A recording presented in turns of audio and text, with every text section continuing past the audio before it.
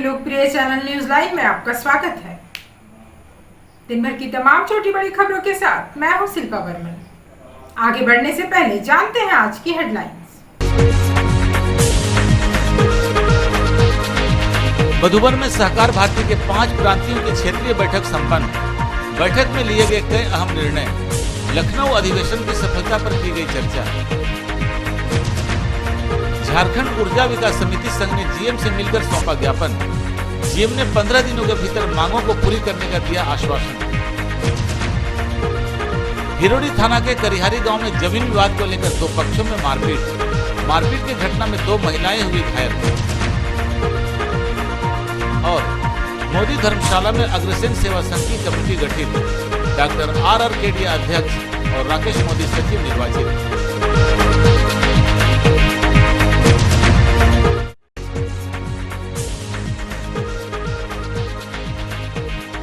मधुबन में बुधवार को सहकार भारती के 5 प्रांतियों की क्षेत्रीय बैठक संपन्न हुई। इस बैठक में कई अहम फैसले लिए गए। इसके तहत 2024 में झारखंड को मिल सकता है राष्ट्रीय अधिवेशन की मेजबानी का उत्तरदायित्व। बैठक में सदस्यता के लिए अभियान चलाने का निर्णय लिया गया। इस दौरान प्रशिक्षण और कार्यालय पर विशेष बल दिया गया। साथ ही लखनऊ अधिवेशन को सफल बनाने पर भी चर्चा की गई। बैठक की अध्यक्षता सहकार भारती के राष्ट्रीय संगठन मंत्री संजय पांचनौर ने की। इस बैठक में राष्ट्रीय सह संगठन मंत्री कनकोडी पदनाम, लक्ष्मण महापात्रा, विवेकानंद पात्रा, डॉक्टर अमृत कुमार पाठक, मंगलजीत राय, अंकेश मिश्रा, प्रमिला सिन्हा, नंदिनी राय, कृष्ण बल्लभ साहू, अरुण कुमार जेना आदि मुख्य रूप से मौजूद थे। बैठक की स्थानीय व्यवस्था सहकार भारती के अध्यक्ष चुनुकांत, महामंत्री मोतीलाल उपाध्याय, संगठन मंत्री शरद भक्त, बबलू राम, रामलाल साहू, महिला प्रमुख मीरा कुमारी, महेंद्र प्रसाद, सुनैना पाठक, संजीत सिंह आदि ने की। बैठक में लखनऊ में होने वाले सम्मेलन की तैयारी पर विशेष रूप से चर्चा की गई। मौके पर जिला अध्यक्ष चुनुकांत ने कहा कि अगर झारखंड में राष्ट्रीय अधिवेशन होता है तो गिरिडीह का शिखर जी इस आयोजन के लिए आतिथ्य स्वीकार करता है। राष्ट्रीय गीत के द्वारा सम्मेलन का समापन किया गया।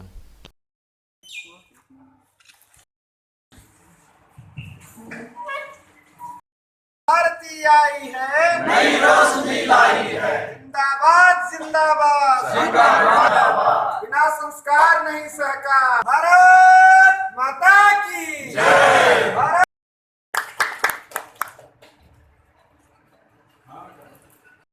है। हम सहकार भारती की ओर से के लिए हमारे जिला कमेटी से दूरी से पारसनाथ पर्वत, जिसको शिखर जी भी कहते हैं हम लोग, शिखर इस मायने में कि ये बिहार झारखंड का सबसे ऊंचा चोटी।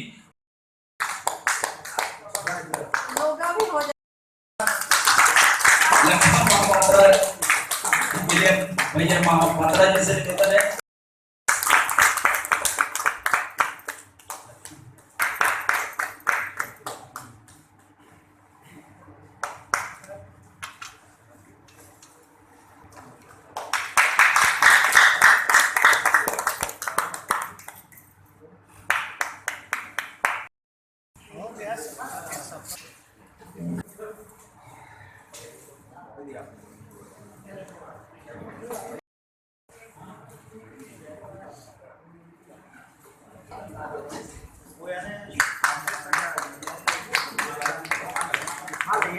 कि ये गिरिडीह जिला के लिए गौरव की बात है और हम समझते हैं हमारे झारखंड के लिए भी आज ये बहुत ऐतिहासिक क्षण है। जैसा कि हमारे राष्ट्रीय संगठन मंत्री ने आप लोगों को विस्तार से बताया, हमारी भूमिका यहाँ आतिथ्य के लिए थी और हम लोगों को ये अवसर मिला है। इसके लिए हम सहकार भारती की जो झारखंड प्रदेश के हमारे प्रदेश अध्यक्ष हैं, महामंत्री हैं, हम उनका शुक्रगुजार हैं कि ये अवसर उन्होंने हम लोगों को दिया है। और जो मार्गदर्शन हमारे राष्ट्रीय संगठन मंत्री के माध्यम से जो मिलेगा उसका हम लोग यहाँ कोशिश करेंगे। क्योंकि मेरी जो छोटी समझ है वो ये लगता है कि सहकार के माध्यम से स्वावलंबन, जिस बात को देश के आदरणीय प्रधानमंत्री जी कह रहे हैं, उन चीज़ों को हम लोग आगे बढ़ाने का प्रयास करेंगे। जैसा कि अभी हमारे राष्ट्रीय संगठन मंत्री जी ने बताया है कि अभी झारखंड के प्रत्येक प्रखंड में अपना सांगठनिक दृष्टिकोण से सहकार भारती का इकाई खड़ा करना है।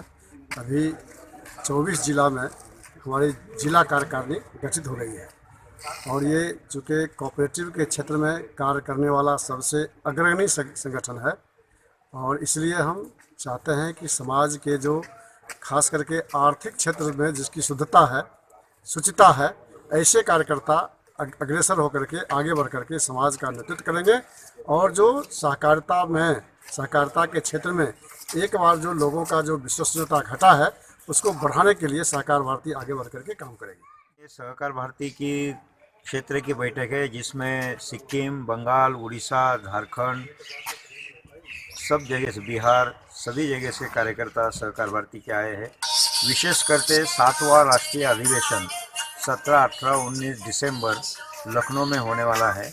उस अधिवेशन के निमित्त ये बैठक यहाँ पर आयोजित की गई थी। इस राष्ट्रीय अधिवेशन में पहले अपने देश के प्रथम सहकारिता मंत्री अमित शाह जी उपस्थित रहने वाले हैं और संघ के पूर्व सहकार्यवाह माननीय भैया जी जोशी और उत्तर प्रदेश के मुख्यमंत्री माननीय योगी जी, ये सब लोग इस राष्ट्रीय अधिवेशन में उपस्थित रहेंगे। देश भर से लगभग 3000 चिन्हित कार्यकर्ता इस अधिवेशन में होने वाले हैं और हमारे भारत का मंत्रालय पहली बार अखिल भारतीय राष्ट्रीय स्तर पे सहकारिता नया मंत्रालय बना है। उस मंत्रालय की दिशा क्या हो सकती है, ऐसे भी इस विषय को भी चिंतन अपने सहकारिता मंत्री और हमारे देश के गृह मंत्री अमित शाह उनके साथ जी होने वाली है। पूरे देश भर में काम कर रही है। झारखंड में हम लोग इसके सहकारिता क्षेत्र में नीतिगत निर्णय लेने के लिए सहकार भारती काम करेगी। सहकारिता में बहुत सारे जो कानून है, बीच बीच में जो संशोधन करनी है हम लोग को, उस पर अपना प्रस्ताव बना रहे हैं। सरकार के जो नीतिगत निर्णय है उसमें कुछ हम लोग को संशोधन करनी है, जो मांग भी कर रहे हैं, जैसे कि FPO है, कोऑपरेटिव एक्ट में कुछ संशोधन करनी है, कुछ उसमें संशोधन करके हम लोग अभी प्रस्ताव को सरकार को कुछ दिए भी हैं और देने वाले भी हैं। सहकारिता के माध्यम से लोगों को आत्मनिर्भर करने के लिए कैसे लोग आत्मनिर्भर हो, आर्थिक उत्थान लोगों को कैसे हो, समाज के अंतिम पंक्ति में जो बैठे लोगों को कैसे सहकारिता के माध्यम से आप लोग आत्मनिर्भर हो, इस पर हमारी सहकार भारती काम करेगी। सहकारिता के क्षेत्र में अवेयरनेस के लिए सहकार भारती हमेशा काम कर रही है और काम करते रहेगी। झारखंड में भी हम लोग इसको गांव-गांव में सहकारिता के माध्यम से कैसे लोग आत्मनिर्भर हो, आर्थिक उत्थान कैसे हो, इस पर काम करेंगे।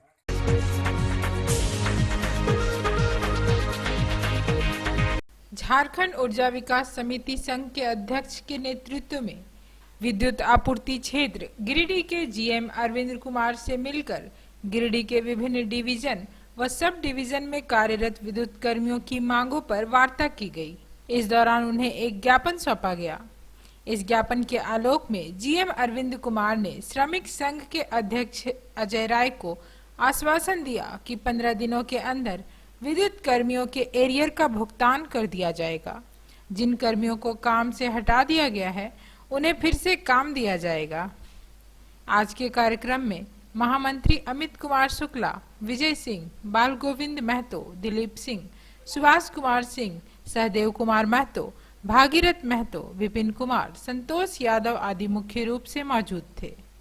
हम लोग मेंबर्स के हिसाब से ये था प्रावधान किया गया क्या ना कि जितना भी भुगतान जिस वर्कर को होगा उसका कैंडी का होगा। आप एजेंसी को कितना किए नहीं किए तो आपका काहे बोलता है, ऐसे काहे बोलता है। एक तो हम लोग का इतना बर्डन रहता है, उसके बाद ये सारा कोशिश करना है कि बिल के साथ 30 लाख आपका रेगुलर है ना, वो रेगुलर पेमेंट है आपका नहीं एक्स्ट्रा का चीज है। जैसे शुरू हुआ मेरे ख्याल से मई करवा लेते हैं और उसमें जो भी सुधार करना है सुधार हो जाएगा। दूसरा आपका एक हुआ था कि भाई लोग काम कर रहे हैं बैठा दिया जा रहा है, उसको भी हम लोग चेक कर लेते हैं। अगर वो काम सही से कर रहा है, अच्छा से काम कर रहा है और किसी अन्य कारण या कोई पर्सनल रीज़न से हटाया गया तो उसको आदमी वापस उसको रखवाने की कोशिश करेगा। और ऐसे मान लीजिए कहीं वैकेंसी नहीं है तो नए नए सब स्टेशन सब बन रहे हैं, उसमें कोशिश किया जाएगा कि हम लोग को एडजस्ट कर दें। एरिया का तो हम लोग के पास अभी तक बिल पेंडिंग है नहीं, ठीक है ना। हम लोग यहाँ जितना बिल आया था सभी का रिक्वेशन ऑलरेडी भेजा जा चुका है। लास्ट रिक्वेशन कितना का भेजेगा? देखिए ये हम लोग आए हुए थे झारखंड ऊर्जा विकास समिति संघ की ओर से और अभी GM साहब को हम लोगों ने ज्ञापन भी दिया और साथ में इनकी समस्याओं को रखा। कि जब से यहाँ 2017 से एजेंसी प्रथा शुरू हुई है तब से इनका प्रॉब्लम बढ़ गया है। जो भी वर्कर काम कर रहे हैं, किसी को समय पर भुगतान नहीं हो पा रहा, भुगतान हो रहा तो उसमें से उनका पैसा काटा जा रहा है। वहीं पर EPF ESI पहचान पत्र और कहीं दी नहीं जा रही है। और साथ में 2017 से लेकर के अभी तक का जो इनका एरियर का भुगतान हो पाना चाहिए था, अभी तक एरियर का भुगतान नहीं हो पाया है। तो इन सब चीज़ों को लेकर के वहीं पर कुछ लोगों को जोर जबरदस्ती हटा दिया गया है। वहाँ के कोई SDO हैं, कोई JE हैं और कहीं एजेंसी है, मतलब सब मालिक यही लोग वो विभाग के बन गए हैं और जो मन मर्जी हो रहा है वो चला रहे हैं।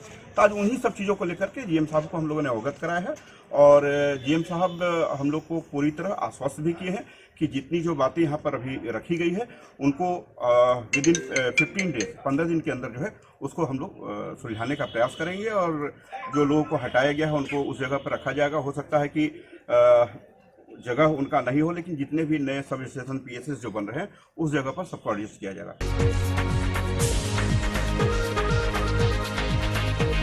तिरंगा चौक स्थित मोदी धर्मशाला में मंगलवार को अग्रसेन सेवा संघ के चुनाव परिणाम की घोषणा कर दी गई है। सत्र 2021-2023 तक के लिए हुए चुनाव की कार्यकारिणी का गठन कर दिया गया है। चुनाव प्रक्रिया 7 पदों के लिए हुई थी। प्रत्येक पद के लिए सिर्फ एक ही सदस्य का नामांकन हुआ और उन सभी सदस्यों को निर्विरोध निर्वाचित घोषित किया गया। चुनाव में डॉक्टर रामरतन केडिया को अध्यक्ष, विवेश जालान व अशोक केडिया को उपाध्यक्ष, राकेश मोदी को सचिव, अमित अग्रवाल को सह सचिव, अमित जालान को कोषाध्यक्ष बनाया गया। पर्यवेक्षक के रूप में सुशील मोदी व प्रदीप जैन मौजूद थे, जबकि सदस्य के रूप में मुकेश जालान निर्वाचित घोषित किए गए।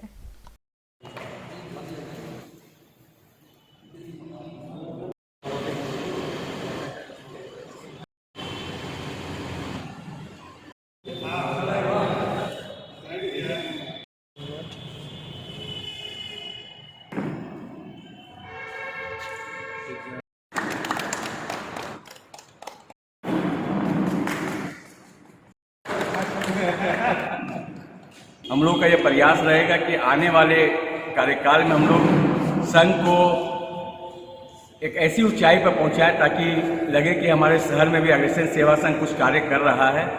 आने वाले छठ पर्व के अवसर पर भी हम लोग कुछ ऐसा कार्य करेंगे जो समाज को और पूरे शहर को लाभान्वित होंगे उस कार्यक्रम से। बाकी तो क्या बोलना है, कथनी में कोई नहीं, करने में जब करके कुछ दिखलाएंगे तभी हम बताएंगे कि हम अग्रसेन सेवा संघ में क्या कार्य किए। धन्यवाद। सम्मानित सदस्यगण, मैं सभी का आभार व्यक्त करता हूँ कि मुझे आपने इस लायक समझा, मुझे एक नया दायित्व सौंपा और मुझे उस लायक समझा। मैं इसका तहे दिल से शुक्रिया करता हूँ और मैं आशा दिलाता हूँ कि भविष्य में मैं अग्रसेन सेवा संघ के कार्य को आगे बढ़ाने के लिए पूरे तन मन से ढंग से पूरा प्रयास करूँगा और इसमें आप सबों का सहयोग अपेक्षित है। आप सबों के सहयोग से इस कार्य को, समाज को जितनी आगे बढ़ा सकूं कोशिश करूंगा। समाज को संगठित करने के लिए श्री अग्रसेन सेवा संघ का नया चयन, जो कि 31 मार्च 2023 तक का यह कार्यकाल होगा और हम सभी का यही प्रयास होगा कि समाज को एकजुट करके और समाज को आगे किस तरीके से बढ़ाएं, किस तरीके से समाज के जो भी गरीब बच्चे या जो भी ज़रूरतमंद हैं उन्हें हम इस प्लेटफॉर्म के द्वारा, हमारे अग्रसेन सेवा संघ के द्वारा किस तरह से उनका सहयोग, उनका सम्मान को रखते हुए हम लोग करें, ये हम लोग की सबसे ज़्यादा प्रयास होगा।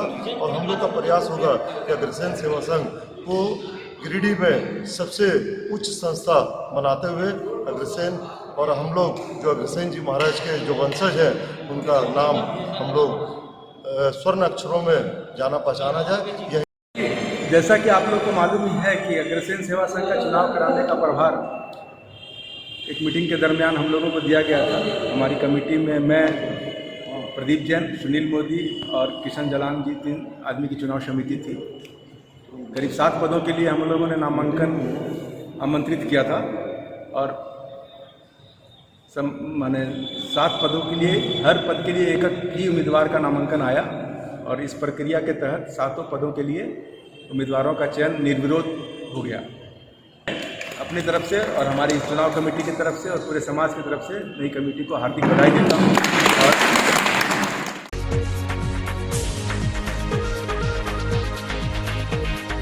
गिरिडीह देवघर मुख्य मार्ग पर कई सूखे पेड़ दुर्घटना को आमंत्रित कर रहे हैं। यहाँ NH 114 पर कई ऐसे पेड़ हैं जो सूख गए हैं और कभी भी गिर सकते हैं। इससे कभी भी यहाँ कोई हादसा हो सकता है। ग्रामीणों ने वन विभाग से इन सूखे पेड़ों को हटाने की मांग की है ताकि यहाँ सूखे पेड़ों के कारण कोई हादसा ना हो सके। रोड है गिरिडीह से देवघर जाने वाली NH 114 ये रोड जो एम्स को जोड़ती है। यह रोड काफ़ी व्यस्त रोड है, काफ़ी लेकिन ये जो पेड़ है यूकलिप्टस का पेड़ लगा हुआ है, काफ़ी मात्रा में आप रोड में गुजरेंगे काफ़ी मात्रा में आपको सूखा हुआ पेड़ नजर आएगा जो कभी भी अप्रिय दुर्घटना को अंजाम दे सकता है। कभी भी यह सूखा हुआ पेड़ गिर सकता है जिससे जान माल, आदमी, राहगीर किसी को भी क्षति या नुकसान हो सकता है। इसलिए हम प्रशासन से मांग करते हैं कि अविलंब इस पर ध्यान अपना आकृष्ट करें और सूखे हुए पेड़ जो हैं उनको कटवा लें, इसको कटवा के नीलाम कराएं जिससे सरकार को राजस्व की प्राप्ति होगी। अगर यह पेड़ कुछ दिनों तक और रह जाता है लगा हुआ तो यह गिरेगा ही और गिरने से जान माल, आदमी, यात्री, राहगीर किसी को भी दुर्घटना का शिकार बना सकता है।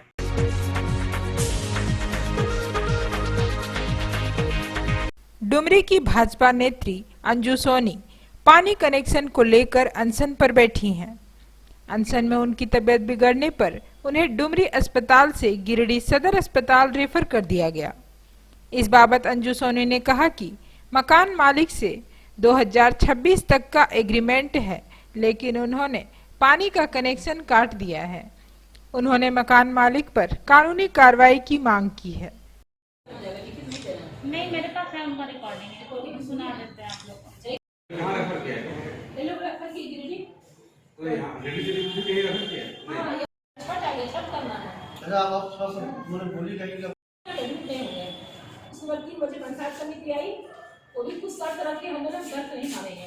तो नहीं, मैं 2008 से श्री कुमार भगत के मकान में रह रही हूँ। 2019 में हमारे मकान मालिक ने बोला कि GST देना पड़ता है, एग्रीमेंट करा लीजिए, हमको भी रिकॉर्ड देना पड़ता है, अच्छा रहेगा सब भाड़ेदार के साथ, जितने भी पुराने भाड़ेदार हैं हम एग्रीमेंट करा रहे हैं। हमने ठीक है अंकल, तो 2.5 लाख उनको पहले दिए थे, फिर बोले 2.5 लाख देके आप एग्रीमेंट करा लीजिए।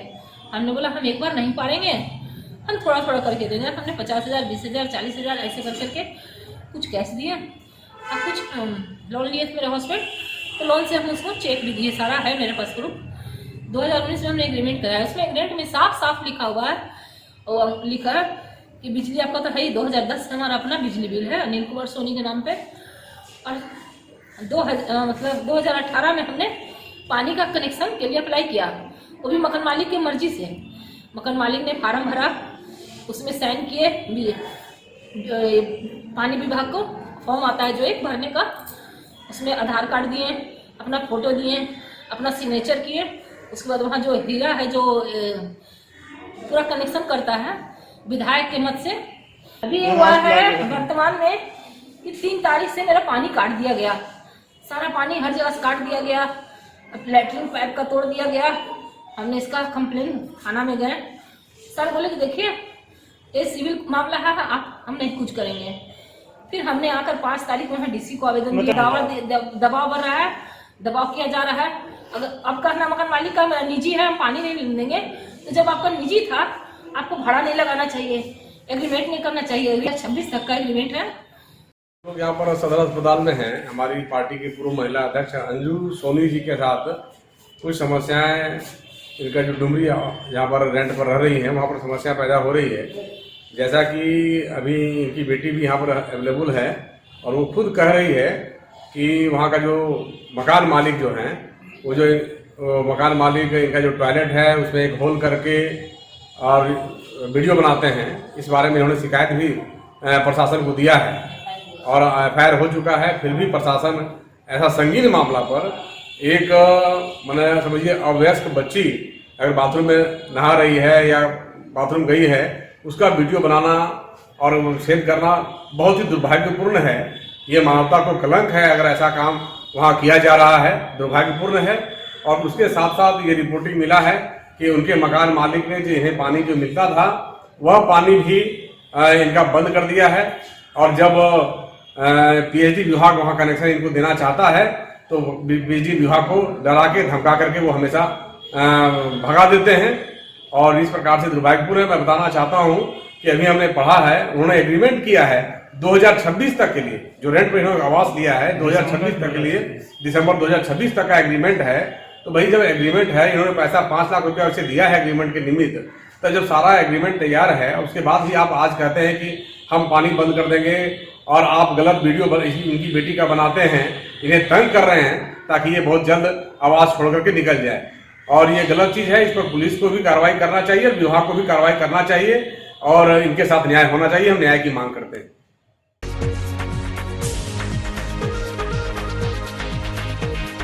हिरोडी थाना अंतर्गत करहारी गांव में जमीन विवाद को लेकर 2 महिला सोनी देवी और बबीता देवी को उनका गोतिया नारायण यादव, नकुल यादव सहित पूरे परिवार ने मिलकर मारपीट कर घायल कर दिया, जिसका इलाज सदर अस्पताल में चल रहा है। पीड़ित परिवार ने बताया कि उनका करहारी में 1 एकड़ जमीन गोतिया से बंटवारा होने के बाद मिला है, जिसको हड़पने के लिए गोतिया के द्वारा बार बार धमकाया और मारपीट किया जाता है। उन्होंने पुलिस प्रशासन से न्याय की गुहार लगाई। मेरा वाइफ में अपना बाप से मिलने आया था और बहन से, तो अपना मेरा ससुर का जो बंटवारा जमीन हुआ है उसमें मेरा जेठ सास अब घर बना रही थी रहने के लिए, तो जब बनाने लगा तो उन लोग आके लाठी डंडा टांगी से मारपीट कर दिया पूरा और बोलता है कि जो करना है सो करो, कौन क्या करेगा सो करने दो, उससे कोई मतलब नहीं है।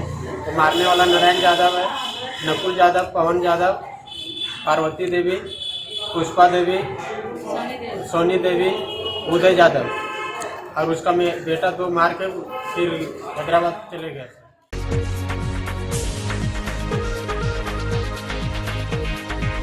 आज का अंक आपको कैसा लगा? आप अपनी सुझाव व राय इस नंबर पर दे सकते हैं। साथ ही नए खबरों को जानने के लिए आप न्यूज़9 की website, Facebook, portal, Twitter, Instagram को भी फॉलो कर सकते हैं। अब दीजिए पूरी टीम को इजाजत। नमस्कार।